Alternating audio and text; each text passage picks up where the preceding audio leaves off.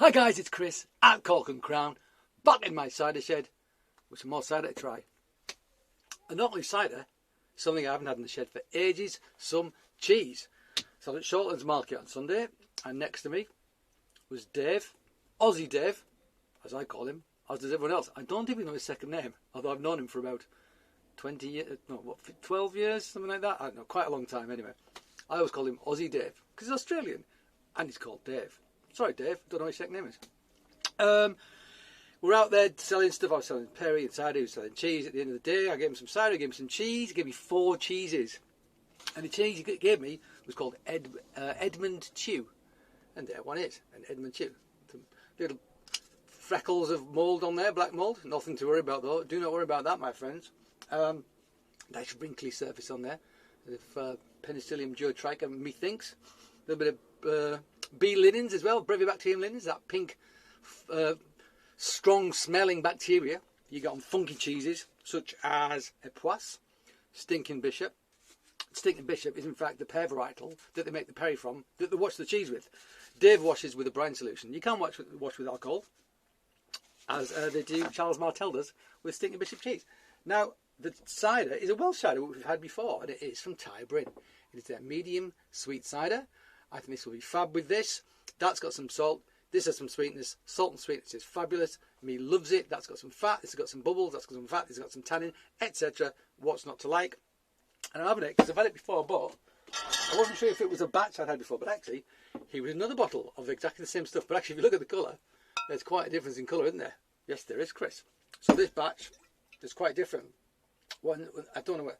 I'm going to say, ooh, what's this? This says June 22, this is December 23.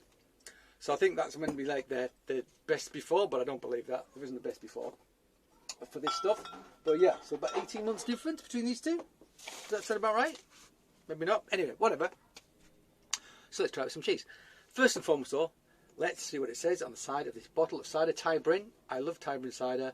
They're tiny producing with the Watkins family, Tony and his brother, sheep farmers. Cider maker's been making cider for like 400 years. Well, they haven't, but cider's been made on that farm for 400 years, records show. Spends a couple of years in very old oak barrels in their wonderful aging barn, which actually is like a cellar because the walls are like this thick, cobbles on the floor, always the same temperature all year round. Brilliant, I love it in there. A refreshing sparkly cider made from apples grown in old-fashioned orchards. The apples are pressed on the farm and matured in traditional oak barrels. This cider, bursting with flavour, is best served chilled. Force carbonated, it's bottled at a local agricultural college who fizz it up for them. It's got a screw cap. What's not to love? Anyway, and the bit of Edmund Chew I'm going to try actually, because I'm not going to cut into that because that's still looking pristine. I'm going to cut into something which looks a lot less pristine, but it doesn't matter because of what it tastes like. That's a very squashed Edmund Chew. That got a bit left, was in the sunshine quite a long time, but that's what I'm going to try. Right, let's start with the cider. It's flipping hot. This is cold. I'm very much looking forward to it. Fizz. So this batch is quite a lot lighter than that other one. So there's definitely some different things going on. Looks less oxidation of tannins or less tannins to oxidize. Whatever. Nice big head on that. Nice fine bubble. It is fizzy, but I seem to remember thinking they don't over fizz it. Right, let's smell it. Well, actually, no, colour. Colour. Come on, Chris. Get with the programme. There you go. Nice gold amber, that. Pretty bright as well. In fact, yeah, I think that. Yeah, can you see that? I can think there's some condensation on the glass, which makes it look hazy, but I think it's bright. Let's have a smell. Smells like a proper traditional cider. Got some acidity in there, sweated apple character, loads of fruit. Yeah, great. That thing that always made me think of like the pit out of the stone fruit, something to do with that as well. But yeah, you've got that acidity. You've got that acidity in there. This is medium sweet, because it's got acidity, my mouth's watering already. I know that sweet and sour thing is going to be tremendous. Tremendous. Yeah, nice. Yeah, it smells like a sweated cider apple, is what it smells like. With acidity and then actually real fruit character as well. You just freshly cut into an apple. But it doesn't smell sweet, it smells dry. You can't smell sweet. It's got some sugar in it, but it smells like it's going to be dry. Anyway, let's try it.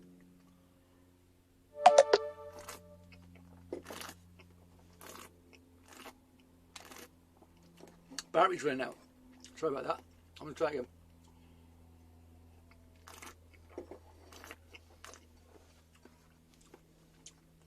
Soft tannins, actually. Very soft tannins. The stringency's there. Not much leatheriness on the back. Maybe that's where it's lacking in colour. Not so much tannin to produce that amber colour, that deep amber colour like we saw. And this one, I really want to open this now and compare them side by side, but I'm not going to. I'm not going to, because I'm meant to be selling them, not drinking them. I really like their stuff. It's sweet and sour. It's absolutely super. Like, in the way that like lemon meringue pie is brilliant. It's sweet, but it's sour. It's sweet, but it's sour. You can have sweetness all day if it's got that lovely mouth-watering acidity. It tastes like it smells, to be honest. And the sugar's great. It's lovely balance. I really like it. I sell a lot of this, and then people come back and buy more of it. I love the dry as well. It's not quite dry. It's just off dry. But it's delicious. But this is a great introduction to a farmhouse cider. I really like it. It's so welcoming. It's so delicious. The sweetness balances with the sugar so well. It's got great apple character in there as well. There's a hint of leather in there. There's a hint of that, you know, sweated apple. What all stuff I said. Yeah.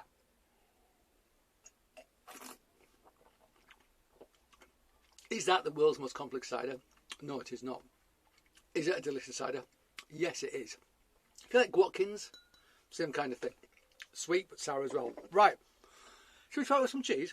So Edmund Chew. So Aussie Dave, Australian David, is Australian. And he started making cheese. Did an apprenticeship or something, I think, in the Yarra Valley. He's from Melbourne originally.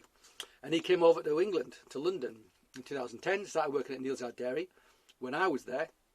So I worked with him for a while before I went off to New York and did some other bits and bobs. So yeah, that's how I got to know him originally. So why Edmund Chew?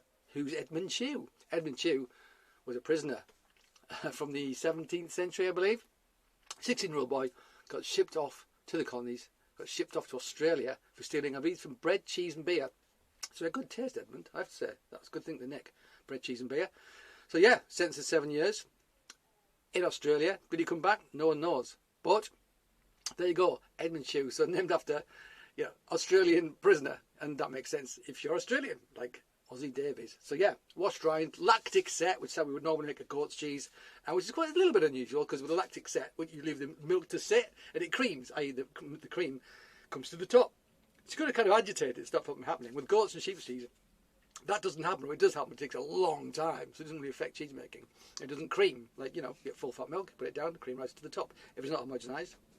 Anyway, it's a lactic set, so it's got an acid bright centre, then the outside is like a meaty, salty, funky, farmyardy, etc.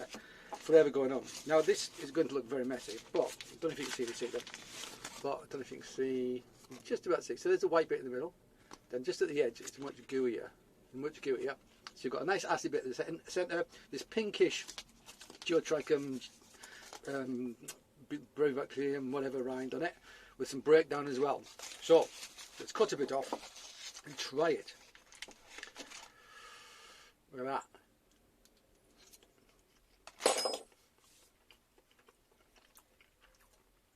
Salt's great. It's there. Oh, you can't ignore the salt. But I love salt. And it's there like it is in a cured meat. Got some funkiness about it. Got some acidity about it. Caught in my mouth where it's broken down at the edge. The rind has broken the cheese down, lowered the pH, so it raised the pH, made it softer. It's fab. There's like a meaty element to it though. This is a monastic style of cheese. Like monks didn't eat meat and they think they made this style of cheese because it's a good substitute for meat. It had fat, had protein, but also had a meaty flavour to it. Absolutely fab. Got a bit more, but yeah, the fat and the acidity I suspect is going to pair very well with the sweetness and the bubbles in this.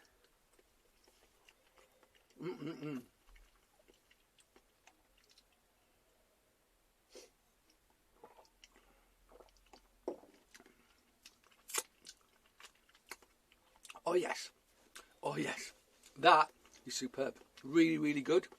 I think this could be a little less sweet. I really do. Doesn't make loads of sugar, but I've got sweet teeth, so I'm happy with this. So something was like a medium, or the medium sweet, or even off dry. That would probably do it. Just you've got some sugar in there. You need it to balance the salt. Works great though. And the bubbles, scrubbing my palate clean, ready for my next mouthful of cheese. So we'll have another mouthful of cheese. And if you want to try this cheese, then you can get hold of it. You can. I'm going to put the website address on the screen, around about here. You can pause it if you want. Write it down, whatever. I'm not going to put a clickable link, just write it on the screen. Go to the website, order yourself some Edmund chew, and repeat. This delicious tasting. Right, guys. Yeah, super. What's not to love? Okay, guys. Thank you for joining me in my shed for some Edmund chew cheese and some Thai Bryn medium sweet cider. I hope you join me again.